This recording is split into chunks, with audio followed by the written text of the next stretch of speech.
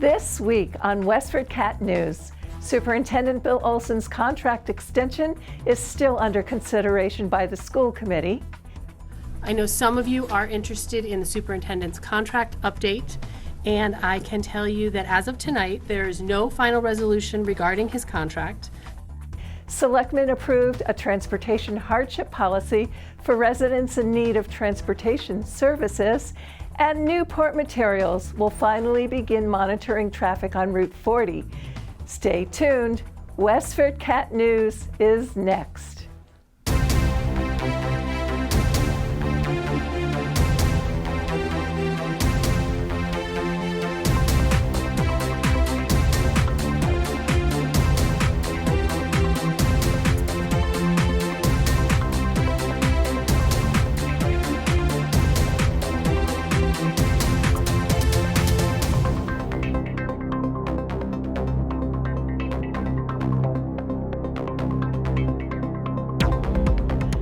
I'm Joyce Polino-Crane, News Director at WestfordCAT. After denying Superintendent Bill Olsen a contract extension for at least a year, the school committee will take up the matter again, said Chair Avery Adam as she presided over the February 24th meeting. I know some of you are interested in the superintendent's contract update, and I can tell you that as of tonight, there is no final resolution regarding his contract. The negotiations are active and ongoing, and that we hope to have a decision.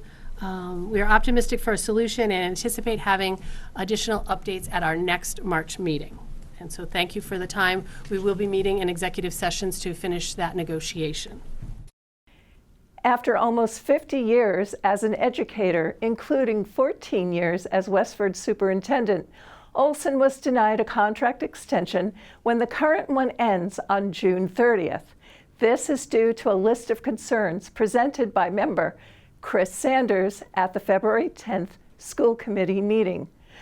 When members of the school community learned of the denial, they crowded the Stony Brook Auditorium to express support for Olsen. My roommates are very confused by this whole process. My roommates don't know who their superintendent was. Any of their superintendents, none of them. One of them knows who their superintendent's name was because he was arrested. Okay? So the fact that I, today, got up, dressed for class, wearing a shirt, and I had to explain to my suite mates, this is my superintendent on my shirt. And they were like, okay, that's odd, but keep going, Ari. And they've sort of gotten used to, this is just who I am, this is how Westford is, I'm their perception of Westford, so be that what it may. That led resident Susan McKay Higgins to petition for a referendum recall of 6 out of the 7 school committee members. McKay also confronted Megan Eckroth, who had walked out of the February 10th committee meeting saying she was resigning. Eckroth did not formally resign according to the town clerk. Here is Eckroth addressing the matter. So many of you watching and in the room are probably surprised to see me tonight, so I did prepare a brief statement if the committee will indulge me reading it. During the February 10th school committee meeting, I made a decision and an announcement in that moment that was in the best interest of my own mental and emotional well-being. Since that meeting, I've taken time with my family, in fact out of state, for a week, to reflect on the events of that evening. I feel it is my obligation to fulfill my 3-year term to its end as a school committee member, a member of the policy subcommittee, and for the last 2 years as a member of the capital planning committee. Sean Kelly, the 7th member of the school committee, voted in favor of extending Olsen's contract. WestfordCAT will keep you updated on this story. School committee meetings can be watched on demand at westfordcat.org. The Planning Board held a special meeting on February 24th so that consultant Robert Michaud, principal of MDM Transportation Consultants, could give a presentation about the implementation of the video monitoring system at Newport Materials, the site of an approved asphalt plant. What I'd like to do is walk the board through the various aspects of the what's known as the long-term traffic monitoring plan, and specifically the implementation of the video monitoring component of that, which is designed to ensure compliance with certain provisions of the Major Commercial Permit, MCP, for the particular facility. The requirements and purpose for the long-term monitoring plan are based on the settlement agreement of 2016, which placed specific limitations on operation for the asphalt facility that limit the number of total vehicles being generated either into the property or exiting the property at 200 for a total of 400 per day. To watch the entire Planning Board meeting, visit WestfordCAT.org.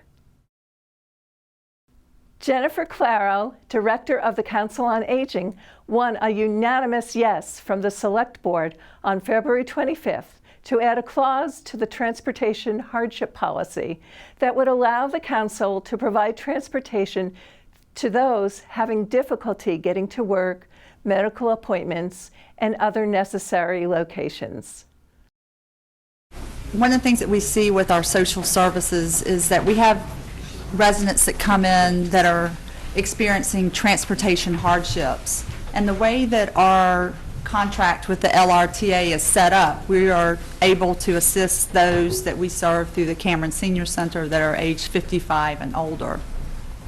And there's been situations that if we would have been able to have a little bit more flexibility in the age bracket that we serve, especially those in hardship situations, we would be able to assist residents in crisis situations rather than make a situation more difficult because there's no other transportation option for them. So we would like to ask the Board of Selectmen to consider adding an additional clause that would allow our COA to be able to provide transportation to those that are experiencing transportation hardships that have been screened and deemed that need transportation, an opportunity to be able to use our van service. Recognizing that our priority is to serve those that are disabled, that are over age 55, that need assistance to day programs, medical appointments to the senior center, and other critical basic need errands. Watch the entire Select Board meeting on WestfordCAT.org.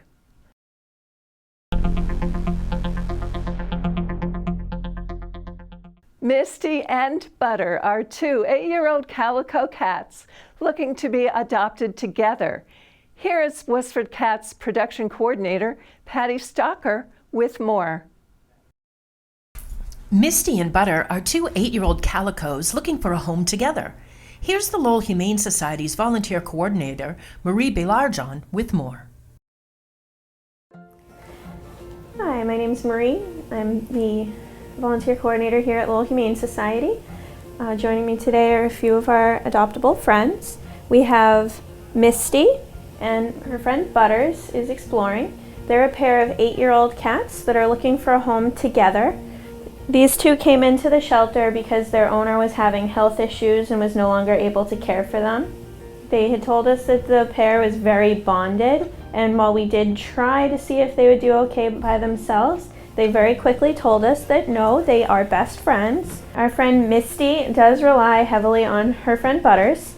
Butters is the more outgoing of the two, whereas Misty is a little bit more shy. The two of them do like to play with toys, especially balls.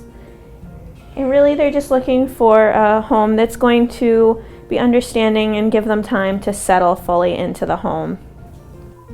If you think you'd like to provide Misty and Butter with their forever home, or would like more information on donating to or volunteering at the Lowell Humane Society, visit them Tuesday through Sunday at 951 Broadway Street in Lowell. Call 978-452-7781 or visit lowellhumanesociety.org.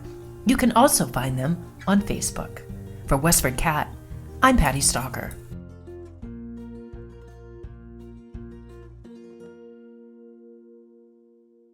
That's it for now, Westford. I'm Joyce Polino Crane, and you're watching WestfordCAT News.